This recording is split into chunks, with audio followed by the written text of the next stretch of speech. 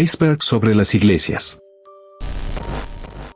Si te gusta mi contenido y quieres ver más, te invito a suscribirte y dejar tu like. Cuando en Semana Santa cubren los santos y solo tienen una veladora prendida dan demasiado miedo.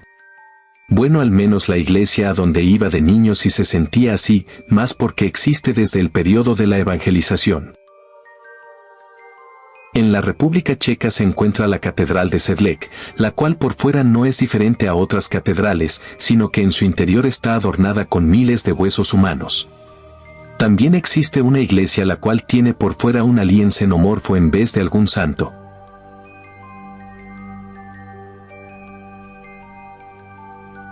Una señora contaba que a ella siempre le gustaba ir a misa, y un día, como a las 2 de la mañana, escuchó las campanas que, según, iba a haber misa.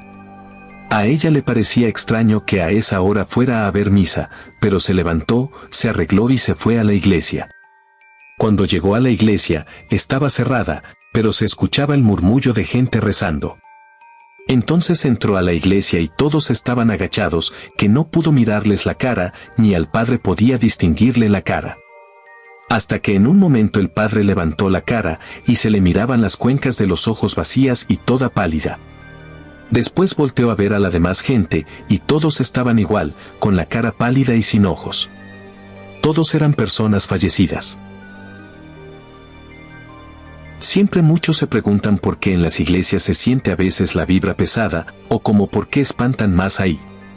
Una vez, platicando con una monja, me contó que es común que en lugares consagrados, como iglesias, conventos o seminarios, se lleguen a vivir experiencias paranormales, incluso demoníacas.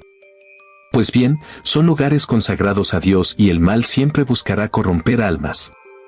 Por eso, al saber que están en estos lugares entregándose a Dios, el mal siempre buscará la manera de atormentar aquellas almas para poder ganarlas. Pero bien sabemos que son pocos aquellos que logran confrontarlo, teniendo una fe fuerte y firme, nada ni nadie te podrá hacer daño. Esto me platicó ella. Es una monja capuchina y me contó que en su convento nunca han tenido experiencias así, y lo atribuye a que siempre tienen expuesto al Santísimo y hacen adoración perpetua. En mi rancho, Huauchinango, Puebla.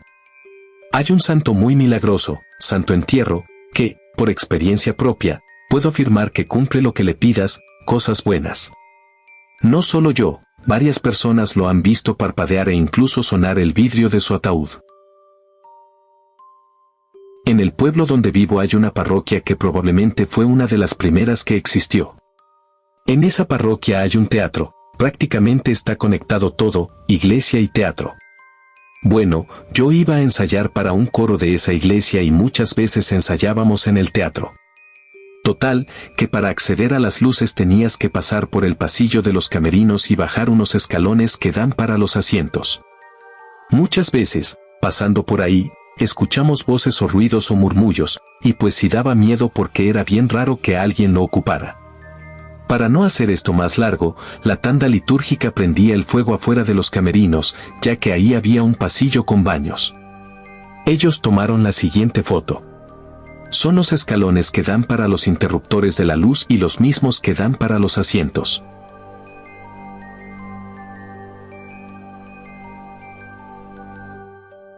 Hace unos meses visité un santo muy conocido por mi zona. Desgraciadamente, me llevé un mal imprevisto, al llegar con él y platicar frente a frente, le empezó a cambiar la cara, se le volvió oscura, con escamas y los ojos rojos. No pude correr, no fue el miedo, sino la imponencia que me dio verlo así. Me quedé perplejo y solo le pedí disculpas y me retiré de él. Condado de Galway, Irlanda, donde se encuentran los restos de cerca de 800 enterrados de manera clandestina en el terreno de lo que fuera el hogar / refugio St. Mary's para madres solteras o mujeres en situación de pobreza, era administrado por las Hermanas del Buen Socorro. En vez de que fuera un lugar para el bienestar de esas mujeres, más bien fue un infierno. Sufrían maltratos, eran obligadas a trabajar sin sueldo, sus cuartos estaban en pésimas condiciones, no eran bien alimentadas. Se robaban a los bebés de las mujeres que daban a luz en esa iglesia para darlos en adopción sin el consentimiento de la madre, y decían que se gastaban el dinero en beneficio propio que recibían de las donaciones. En 2021, las Hermanas del Buen Socorro emitieron una disculpa formal. No estuvimos a la altura de nuestro cristianismo, reconocieron, lamentando que los bebés fueron de manera irrespetuosa e inaceptable. El gobierno de Irlanda también presentó una disculpa y aprobó una legislación para permitir la exhumación y análisis forense de los restos. Mary Moriarty es un ejemplo de las sobrevivientes del infierno que pasó. Hay un documental en YouTube llamado Los niños robados de Irlanda exigen justicia y está la película Las Hermanas de la Magdalena 2002. Fui a un colegio católico donde un chico se murió de un tiro de escopeta que le robó al guardia. Una noche, el cura principal estaba caminando cerca de la iglesia y escuchó a alguien adentro. Entró y vio a un chico arrodillado rezando en una de las primeras bancas. El cura se acercó para decirle que ya habían cerrado, y casi se muere de un susto cuando vio que era un chico con el rostro destrozado y que lloraba desconsoladamente. Cuando yo y mis amigos terminábamos de entrenar básquet a la noche, íbamos por otro lado para no pasar cerca de allí, ya que algunas noches se escuchaba a alguien llorar adentro. El padre comentó que el chico deberá quedarse allí hasta que obtenga el perdón de Dios por lo que hizo. Una vez fui a una iglesia cristiana, no tenía más de 8 o 9 años, y presencié un exorcismo. Desde el principio, recuerdo que había una mujer que se reía de lo que decía el pastor, predicador, pero una risa muy fuerte, y él se la quedaba mirando y luego proseguía con su mensaje. Hasta que, en un momento, la mujer se puso a gritar y a empujar a las personas para salir de la iglesia. Me empujó a mí y a un tío con el que fui, ya que estábamos cerca de la salida.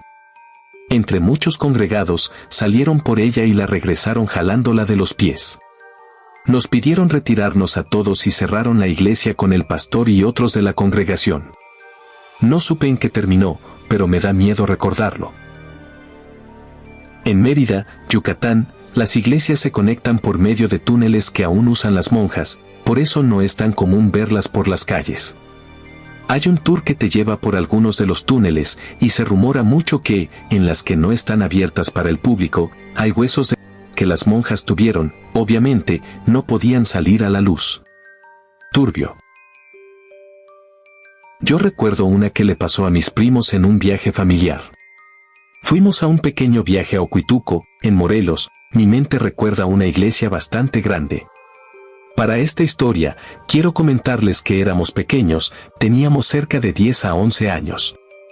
Mientras yo y mis primos jugábamos a las correteadas, había misa.